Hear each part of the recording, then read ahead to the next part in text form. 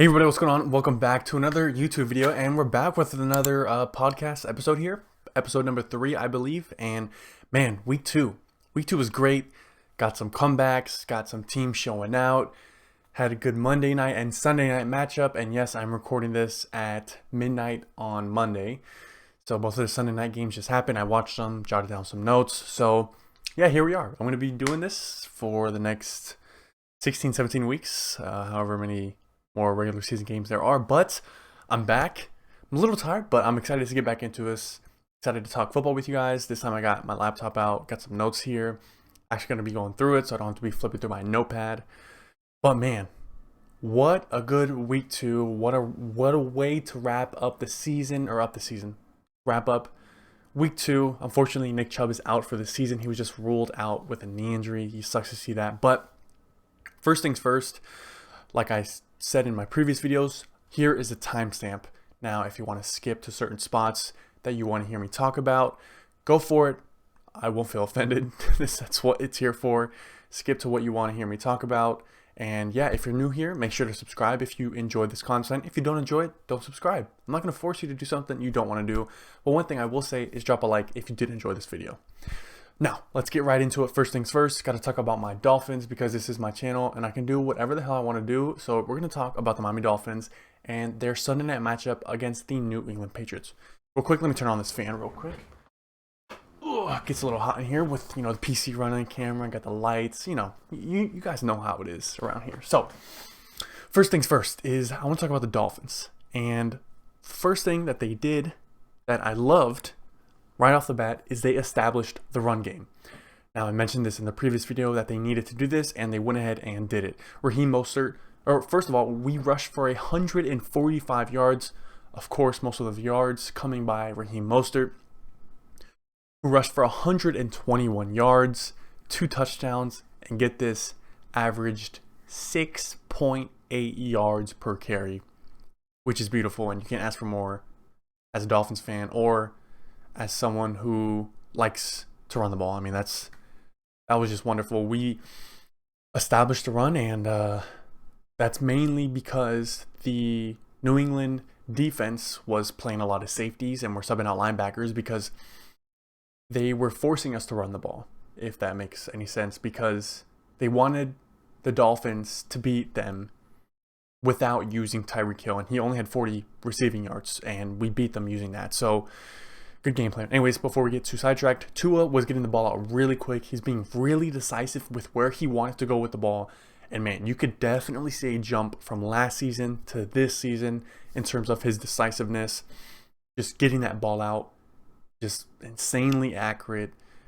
So yeah, he was taking what the defense was giving him. Like I mentioned before, they were forcing us to run the ball, but they had a bunch of safeties, and they were, not doubling up Tyreek, but they were definitely had another safety over the top whenever Tyreek was running, and they weren't really giving him too many spots to kind of sit in the zone when he was running his routes. But Tua was taking what the defense was giving him, hitting those, shorter passes, and this ties into what I said earlier, just getting the ball out quickly, whether it was to Tyreek or Braxton Berrios or River Craycraft or Jeremy Smythe. He was getting the ball out quick, which was wonderful. But one thing is he cannot throw the ball deep. Now, if you're a Dolphins fan, that might hurt, and it's true. He cannot throw the ball deep. His interception that he threw, I think he might have thrown another deep ball that was underthrown. I think it might have been a Waddle, but he can't throw the ball deep. That was only a 51-yard throw, and as an NFL quarterback, you would think someone can throw the ball while stepping into it 51 yards. So, that's his biggest flaw. And he doesn't have many because he's being accurate with the ball. He's being decisive. He's getting that ball out. That's his biggest flaw, is just getting that deep ball. He can throw a ball 40 yards if he releases it extremely early, but and throwing the ball downfield more than 50 yards, he really struggles with. So. But now let's move on to the Patriots. Mac Jones playing great, in my opinion, in that up-tempo offense. When they run that and they run empty backfield and you have guys running downfield, getting open, sitting in those zones, that's when Mac Jones was playing at his best. They established the run somewhat, but it wasn't their primary point of attack. But you could tell once Mac Jones got in that 2-man offense, even when you didn't need to be in that 2-man offense, he was dealing. He was making the right throws. He was making the right reads. And yes, he threw an interception, but what are you gonna do? One thing that the Patriots can't do though is they can't throw the ball 96 times through 2 games. I mean, that's just a killer. When Tom Brady was there, I don't even know if he threw the ball that many times. Patriots fans, you can correct me in the comments, but in 2 games, he's throwing the ball an average of 48 times a game. 48 times a game. I don't know if you want Mac Jones passing the ball that much, but it happened in the Eagles game and it happened in the Dolphins game. The Patriots offense getting off to a sloppy start and getting their points late in the second quarter and in the third and fourth. So their defense, however, played really good in my opinion. Like I mentioned before, they did make those good adjustments and was like, you're going to beat us by running the ball and getting the ball to other guys. And that's what we did, and that's how we beat them. But it was a great game plan. Letting Tyreek go for 200 yards is not something, you want to lose by. So I thought it was a great game plan, and they stuck to it. One thing I want to talk about, though, is that blocked field goal. I mean, I've never seen that in my life, and I was just starstruck. I thought it was awesome. Even though the Dolphins were the one getting the punt blocked, I thought it was awesome. I mean, when have you ever seen that? Pat McAfee did a wonderful breakdown on the punter exhaling and his breath and knowing when the ball was going to be snapped. So if you haven't seen that, go check it out. Just search up Pat McAfee breaks down New England punt block or field goal block. It was great, but wow, I thought that was wonderful. Now, let me just take a little sip here. Now let's move on to the Dallas and Jets game. Starting off with Dallas. Dak Prescott is playing. Do I say perfect? Dak Prescott is playing great. He's playing great. Now, he does get a lot of slander and a lot of slag for throwing interceptions and not coming up in clutch, but he played good. Against a top 5 defense, he played good. Really, really good. And Mike McCarthy, now the play caller of that offense, now that Kellen Moore is in LA, played the right cards that he needed to. Dak was efficient in getting the ball out of his hands quickly. He was making great, tight throws. I can only count maybe one throw. I was kind of like, eh. But I mean, if you only have to count one throw, that means he played great. He was moving the defense with his eyes to get where he wanted to go with the football. And he just played great. He was getting the ball out. And Mike McCarthy got a lot of a bad rep coming out of the Packers because him and Aaron Rodgers were getting into it, and it just, people were not too fond of Mike McCarthy as a head coach. But now he comes here, new season, gets the duties to call the plays, and he executes perfectly against a top 5 defense against the Jets. So it pains me to say this because Dallas fans are annoying, but this might be their year, if I'm being honest. This might be their year. That Dallas defense played great, played phenomenal, didn't let the Jets really get anything going tempo-wise. Zach Wilson was under duress the whole game. Excuse me.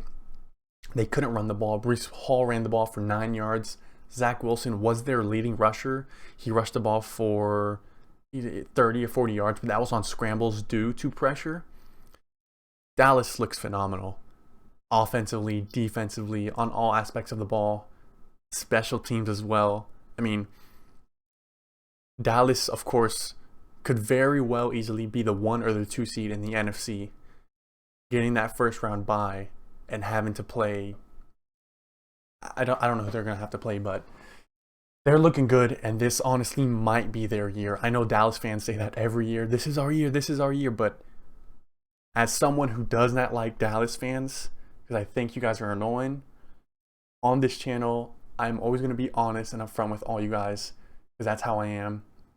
This actually might be y'all's year, because y'all look fantastic. I know it's only 2 games, but you've outscored your opponents 70-10 in 2 games. I'm just saying. Now moving on to the Jets. Zach Wilson didn't play horrible, but he didn't play good. Like I mentioned before, he was under duress the entire time. He couldn't really get going when you're dropping back every time. When that pressure's there, every drop back, you're thinking, oh man, where's this pressure? And it messes up with your progressions, where you want to go with the ball. The one thing to counter that is just have a pre-snap read of, okay, this is where I'm going to go with the football. And if it's not there, move to your second one. If that's not there, take off. So I know Zach Wilson threw 2 picks, I believe. And people might call on him, oh, he's trash. But I think he did. I think he played decent, if I'm being honest. You know, the receivers weren't getting much separation downfield. Garrett Wilson was the only receiver that was really getting open, but Zach Wilson just didn't have time to just throw the ball, and that running game was not going.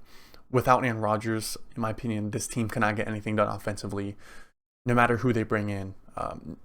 Only if they bring in a Carson Wentz, I think. But having learned a playbook and all that stuff, I think would be tough. So I don't know about that. But now moving on to the 49ers and the Rams game. Man, I watched this game primarily because I picked up Puka Nacua off waiver wires Saturday, and once Monday or Tuesday morning came, he was on my team for fantasy. I put up like 170 points. Anyways, sidetracked. Let's start with the Rams. Even though the Rams lost to the 49ers, who are a top 5 team in the NFL, they looked great, and the Rams are here to stay. I know they missed the playoffs last season. Injuries killed them. Baker came in. Questions about should they move on from Stafford? Is he going to retire? But the Rams look fantastic, and Matthew Stafford is reminding us he is still that guy, and he is here to be a Hall of Famer, and he's coming for another Lombardi. Stafford did have 2 interceptions, but the first one, was not his fault. He threw it right at Kyren Williams. Hit him right in the hands, bounced off, interception. So not his fault. But the second one he could have thrown it a little bit better, led it a little bit better. But nonetheless, he still played great. And he's showing us he is a top 10 quarterback in this league. I think he's a top 10 quarterback in this league right now. I don't have a list to give you guys, but he's playing great. And I say that the Rams played a great game because the Niners have probably a top 3 defense in the NFL. I mean, nobody's arguing with that. A top 3 defense in the NFL. And they put up 23 points, and they put up more yards than the 49ers without Cooper Kupp. So Puka Nacua, 15 receptions, 149-ish yards. Tutu Atwell's also coming into his form. Kyren Williams is looking great with no Cam Akers, who they're probably going to trade. Again, without Cooper Kupp, this team is looking great. I almost said Sean McDermott. Sean McVay is doing great with no Cooper Kupp, dialing up the right plays. Now, just fingers crossed, Puka Nacua can stay healthy because he was banged up week 1. So we'll see how it goes. But I'm excited for the Rams. And the Rams defense really limited the pass game for the Niners. We were talking about the offensive side of the ball. Now let's talk about the defensive side of the ball. I thought the Rams defense played great. They applied a ton of pressure to Brock Purdy, especially after the first quarter when Brock Purdy started off. I think it was 9 for 10, something like that. But it's hard to stop Christian McCaffrey, so I don't completely blame the Rams for that because it's Christian McCaffrey we're talking about here. But I could see the Rams going 10-7, being a wild card team, especially once Cooper Kupp comes back and they start to incorporate him, Puka Nacua, Tutu Atwell, Kyren Williams. Then you have Matthew Stafford. And then you think, what if they keep Cam Akers and they don't trade him? And then you have him and Kyren Williams in that backfield. I'm just saying, this Rams team is here to stay. And I'm excited to watch Matthew Stafford in this Rams team. Now let's move on to the Niners.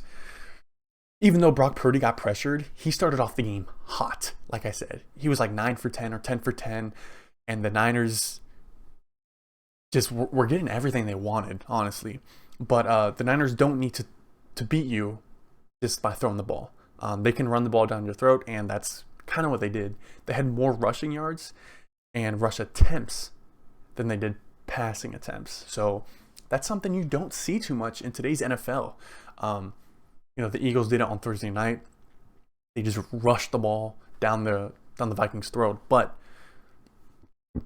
excuse me. the Niners established that run, and man, they're looking good as well. Excuse me. You got the Niners, you got Dallas, you got the Rams. Oh my God, excuse me. They're looking great, and the NFC is getting a lot better now, and the NFL is starting to get a lot more stacked, and you have all these playmakers coming up, and you have a Brock Purdy, Puka Nacua, Tutu Atwell. You have just a bunch of younger players coming up, and it's like, man, the NFL is getting in good hands, and we're excited. But Niners look great overall. They now have 3 straight home games after starting 2-0 on the road. So that's huge for the Niners and for the record. They could very well easily be 5-0 going back on the road. But starting off the season 5-0 or 2-0 on the road, the only other team to do that are the Miami Dolphins. They had 2 road games, won both of them. Now they're going back home to play the Broncos. Just saying. Dolphins could be 5-1, Niners could be 5-0. Anyways, Niners look great. Now let's move on to the Bucks and the Bears. Man, Baker Mayfield, he's that guy. I'm excited. It warms my heart to see him out here playing after what he went through in Cleveland with a torn labrum. Was it? I don't even know if that's the right body part. It was in his arm, shoulder area. He was playing through it because he wanted to win. He's a competitor. Cleveland gave up on him, shipped him out, brought in Deshaun Watson. He went to Carolina, wasn't successful there, got hurt, then went to the Rams, balled out, and then now he's here in Tampa. I would not be surprised if Tampa signed him to another 1-year deal. But nonetheless, let's get back to the game here. Baker played great. I mean, let's just call it what it is. He played great, and he's a top 15 quarterback in this league, and people need to stop disrespecting Baker Mayfield. He was only good in Cleveland because he had a good running back. Now look at him now. He has an okay offensive line. They basically have one of the worst run games in the NFL. I'm going to say that. But Baker's getting it done. He's being efficient with the football. He's being smart. He's taking shots downfield. He has 3 touchdowns, 0 interceptions, 490 yards, and is completing 69% of his passes, which is currently on pace for the highest percentage in a season in his career. Baker's coming, y'all. I'm telling you. Go back, watch his film. He's making great reads, great throws. He's being smart with the football while still taking shots downfield to Mike Evans. Baker Mayfield, I have nothing else to say. Keep balling out. I'm not gonna lie. I know Donnie, my boy Donnie. I know you're watching this. I hated the Bucks just because of Tom Brady. I love Baker. I get excited to watch the Bucks, and I want them to win. This is probably my second favorite team in the NFL right now, just because of Baker Mayfield. So I'm excited to watch them. The NFC South is kind of a tough division now. You know, it was a horrible division last season, but it's theirs for the taking. They play the Saints week 4, so I'm looking forward to that matchup because the Saints do have a really good defense. But aside from the Panthers, this division is wide open. You have the Bucks, you have the Saints, and you have the Atlanta Falcons, all 2-0 in that division. Baker's coming. He's taking over there. He's taking over this division and letting the NFL know he's here to stay. Now let's move on to the Bears and Justin Fields. Justin Fields is not it. He's just not. He looks horrible. He's not making the right reads. He's just not going to be a successful passer in the NFL. I don't want to say this because I want to talk about it here. But go back and watch the game against the Bucks. He had so many opportunities where his pre-snap read was off and he would drop back to pass and wouldn't hit the receivers that were open. I don't know. Something's going on there. I don't know. Justin Fields is one of the best rushing quarterbacks in the NFL, but something's going on there. Either A, Justin Fields is and will not be a successful passer in the NFL, or B, he's not being developed properly I almost said Cincinnati, in Chicago. I don't know what's going on there, but the preseason hype was an absolute overreaction. It's preseason. I always tell people it's preseason. It's preseason. It's preseason. But hopefully he can get it going. But he just needs to be more decisive with his pre-snap reads and just getting the ball out of his hands, knowing where to go with the football. So Yeah, not looking too good there. Now, one thing I want to talk about is Dan Campbell. Okay, talked about it in my previous episode, and I'm going to harp on it here. Dan Campbell is gutsy. We know that. He's gutsy. But it's going to cost him to lose his job being too aggressive. So the Lions went for it on 4th down, I believe, twice in regulation, and they did not get it either time. The first 4th down would have been a 50-something yarder field goal, and went for it, didn't get it. The second one, I believe they were at midfield, and I understand that play call, but didn't get it. Now, if the Lions would have kicked that field goal and made it, and they're indoors and made it, they wouldn't have had to go to overtime. They would have won the game in regulation. So in the Chiefs, he had another 4th down conversion where he should have called a timeout and found the right play. His aggressiveness to go for it on 4th down and be gutsy is going to cost him to lose his job, and it's going to cost the Lions to lose games. He needs to be more smart with being gutsy. I'm not saying don't go for it on 4th down, because I'm for that, but you just have to know you're down in your situation. Like, you take your points, because historically playing the Seahawks, you know it's going to be a high scoring game, and it was, and it went into overtime, and you ended up losing. So is it worth being that gutsy? You know, so. But don't want to harp on this too much. The Lions, they're 1-1, and with David Montgomery, his health, this team might not be the same in the run game. But they do have their receivers, and you know, their defense not looking too good against the Seahawks, especially with DK Metcalf, and he didn't play like a quarter. So let's move on into the Vikings versus Eagles. The Vikings. So Kirk Cousins is balling out. I mean, he's playing great. He's really throwing the ball, but his offensive line is horrible. I mean, horrible. If you watch the film, he drops back, has like 2 or 3 seconds, and just gets flatlined or clotheslined, and doesn't have that much time to throw the ball. I feel bad for him. But there's really only one word to describe this Vikings team through their first 2 games, and that's turnovers. I mean, they have 7 turnovers through 2 games, and they've lost by combined 9 points in those 2 games. So 1 possession games in each of those, and turnovers just killed them. I mean, it really does. It sucks to see, because you know, you want to see Jetta, you want to see Kirk Cousins. It's just their defense is horrible. Kirk Cousins has never had a good defense in his entire career, and this Vikings defense is not going to get any better. This is definitely their Achilles heel. But man, it's hard, because you know, you want to see them succeed, but the remainder of their schedule is tough, right? I'm just going to list a couple of these tough games. So they play the Chargers, they play the Chiefs, they play San Francisco, they play Cincinnati, and then they play Detroit twice within the last 3 weeks of the season. That's going to be a tough one. And they're already 0-2. I don't know. They just got to clean up those turnovers. I, in my opinion, I think if they, let's just subtract 2 turnovers from each game, I think they have a chance, an actual chance to win both of those games. So it's just tough, man. But now moving on to the Eagles. So yeah, they won, and they ran the ball 48 times, but a lot of people are saying these Eagles don't look the same as they did last season. And you're 100% right. But at the beginning of last season, did the Eagles look like how they looked in the Super Bowl? No, absolutely not. But good teams find ways to win games, and that's exactly what happened here. But good teams will also find ways to get better as the season progresses. And that, I have no doubt, is what the Eagles are going to do. They just rushed the ball 48 times in 2023, and they won the game. With that offensive line, Jalen Hurts was being efficient aside from that interception. I think he had 6 incomplete passes, and he rushed the ball for 30-40 yards. Played great. But yeah, that offensive line established the line of scrimmage, pushing that horrible Vikings D-line just time and time again. Let's see here.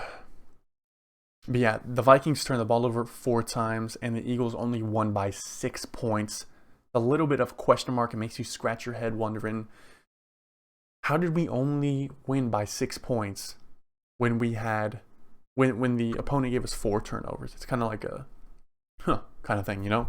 But I expect them to get better as the season goes on. So, all right, the next one, the Buffalo Bills.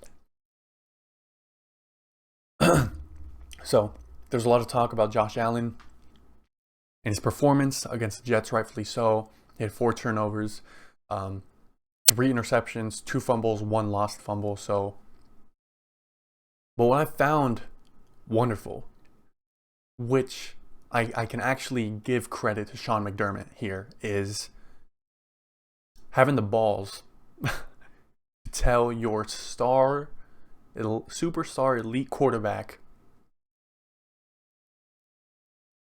we're taking the ball out of your hands, sort of thing. Like, imagine if they did that to Patrick Mahomes. League would go ballistic. But Sean McDermott did this in the right way and in the perfect way. The Bills and Sean McDermott restricted their play calling for Josh Allen to be careless with the football. So be smarter with the football. Sean McDermott only gave Josh Allen the quick, easy plays. I don't mean easy, but the quick plays. The 1 progression, 2 takeoff type of plays, you know. The ones where you know the receiver is going to be open. The shorter plays, the checkdowns, the easy ones, you know. Not trying to do too much with the football, forcing it downfield. And Josh Allen completed 83% of his passes. I believe he only had 6 incomplete passes out of 37 attempts. So that's the kind of Josh Allen you want to see. As time goes on, I expect him and Sean McDermott to be like, okay, we're going to let this loose a little bit more. They kind of went back to the basics in terms of, okay, just hit the wide open man. Whoever's open, hit him. Take what the defense gives you. They kind of went back to the basics, and I love that. Josh Allen, I expect him to bounce back moving forward. Not bounce back, but continue to improve in terms of protecting the football. And the longest pass he threw all game was 25 yards. Someone who can throw the ball 75, 80 yards, his longest pass was 25 yards. So it's good to see Josh Allen kind of being like, okay, we're going to slow down. And his longest pass was 25 yards. And all he completed was checkdowns, completed 83% of his throws, didn't do too much with the ball, and they won by 28 points. So I guarantee you Sean McDermott after the game was like, hey, Josh, look, you barely did anything with the football. We did the bare minimum. You did the bare minimum that we asked you to do, and we won by 28 points. So just be smart with the football. So I love that. Now moving on to Jordan Love. Now, he didn't play great, but he didn't play bad. And I'll repeat what I said last episode. Be hopeful. If there's one word to describe Jordan Love, it's hopeful. It looks good.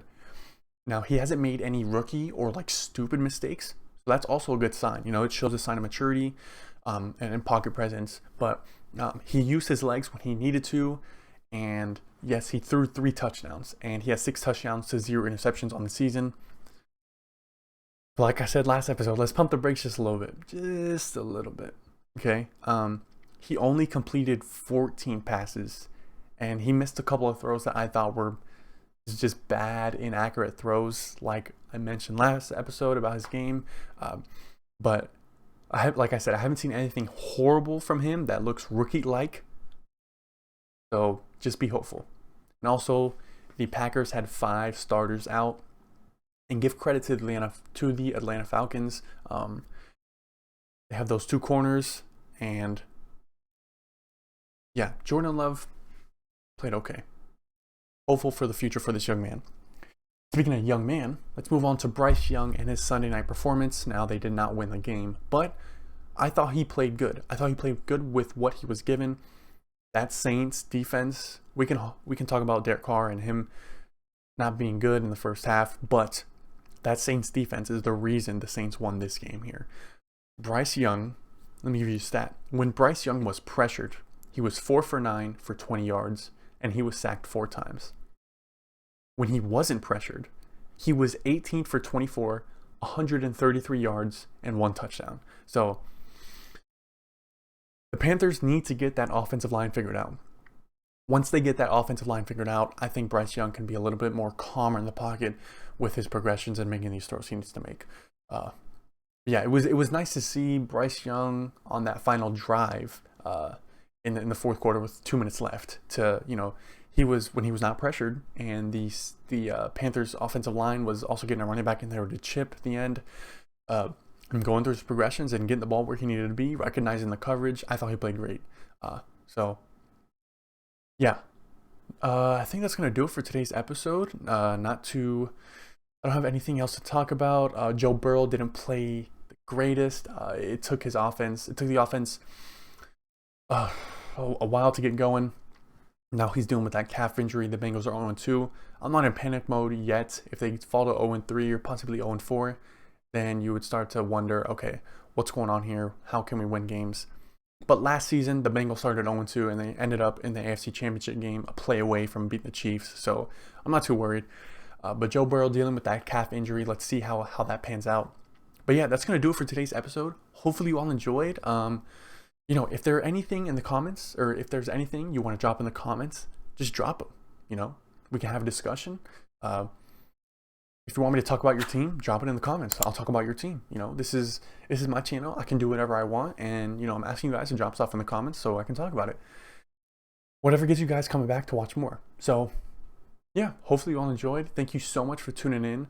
Hit that like if you haven't already, and as always, I will see you all next video. Peace.